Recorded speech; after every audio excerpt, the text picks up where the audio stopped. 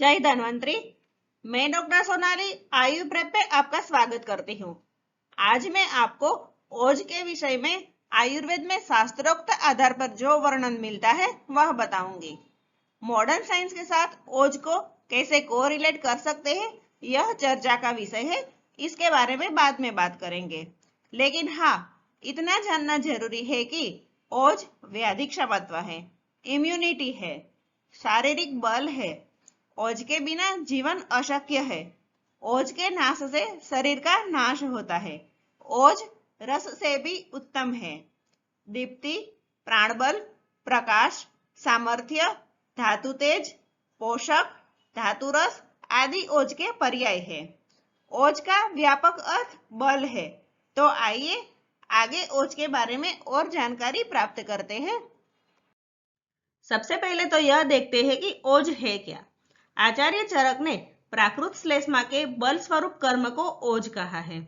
सर्वधातु का स्नेह अंश भी ओज है।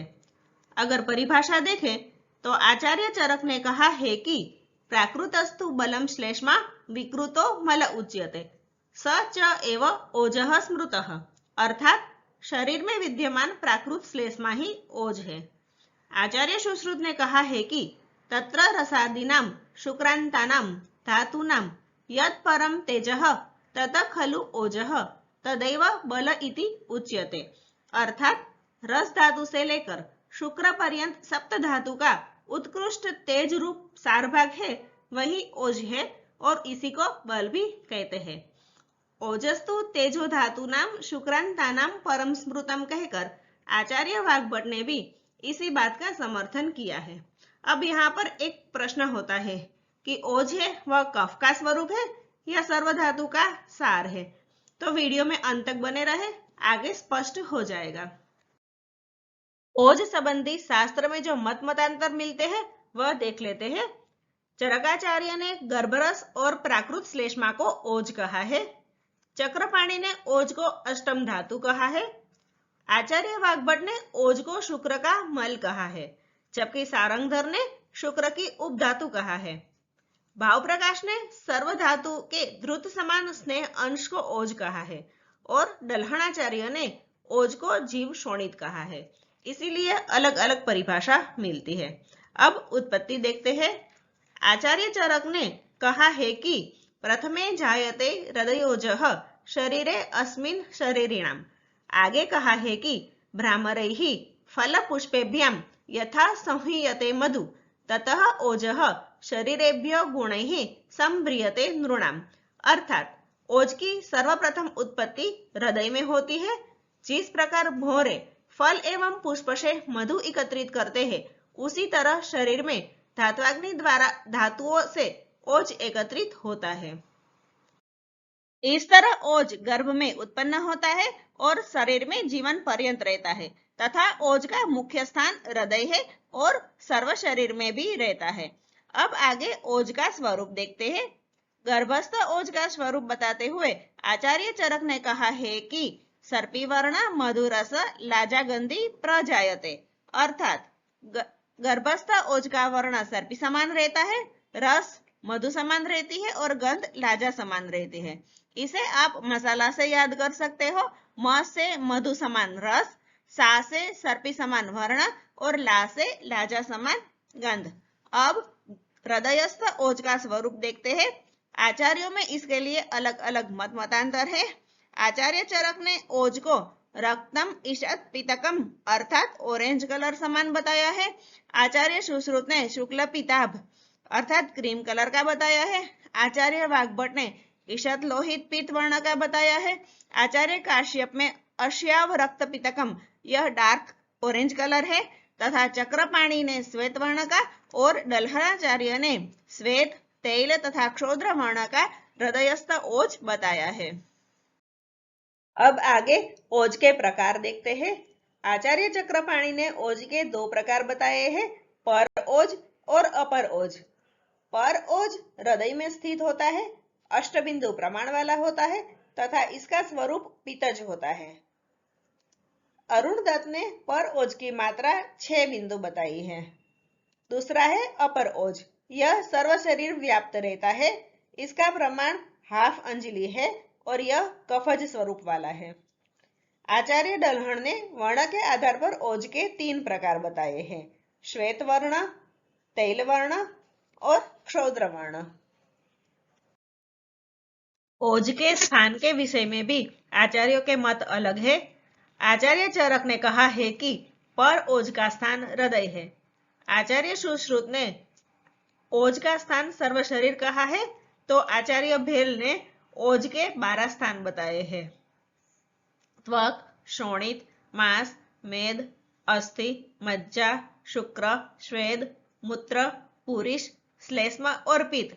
यहाँ पर 7 धातु है, 3 मल है और श्लेष्म तथा पित्त ऐसे 12 स्थान याद करने हैं। धातु में रस और रक्त के बदले त्वक और शोणित शब्द का प्रयोग करना है।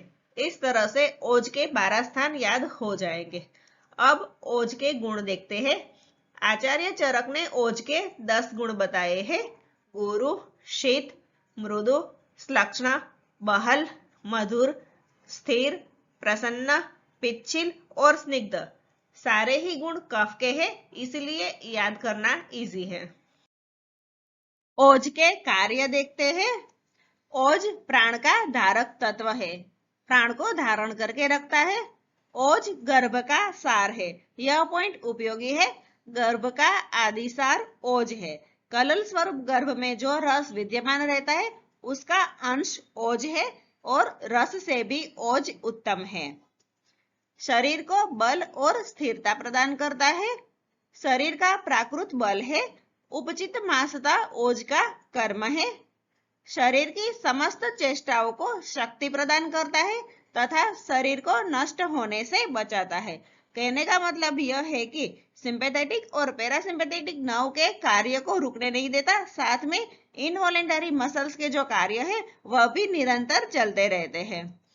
ओज से स्वर और वर्ण में प्रसन्नता आती है और ओज बाह्य तथा आभ्यंतर इंद्रियों को अपने विषय में प्राकृत रूप से प्रवृत्त कराता है।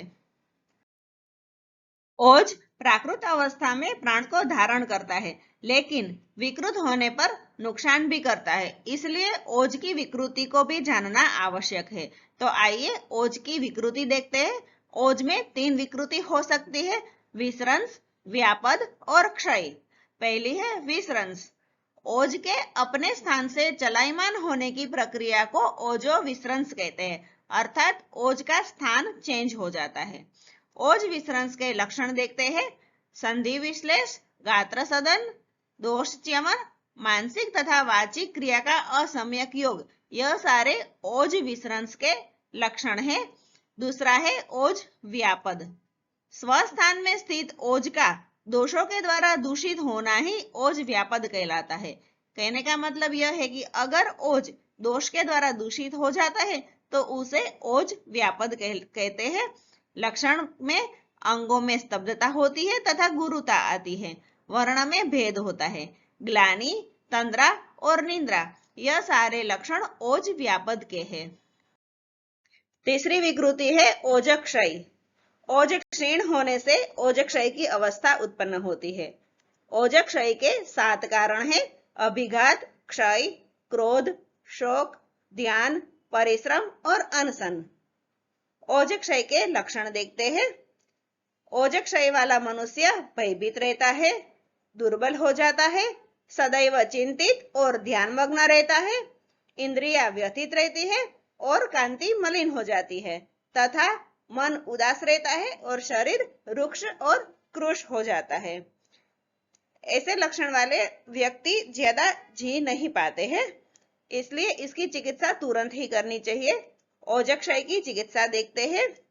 जीवनीय गण की औषधि से सिद्ध दुग्ध और घी का सेवन करवाया जाता है और साथ में स्वयोनिवर्धन अन्नपान का सेवन करने से ओजक्षय की अवस्था कम कर सकते हैं। तो कैसी लगी आपको यह जानकारी? अगर पसंद आई हो तो वीडियो को लाइक करें, अपने फ्रेंड्स के साथ शेयर करें तथा मेरी चैनल को सब्सक्राइब करके बेल आइकन प्रेस करें ताकि मेरे नए वीडियो आप तक जल्द से जल्द पहुंच सके। और आपके सपोर्ट के लिए बहुत बहुत धन्यवाद। तो मिलते हैं नेक्स्ट वीडियो में। तब तक stay safe, stay healthy and keep learning.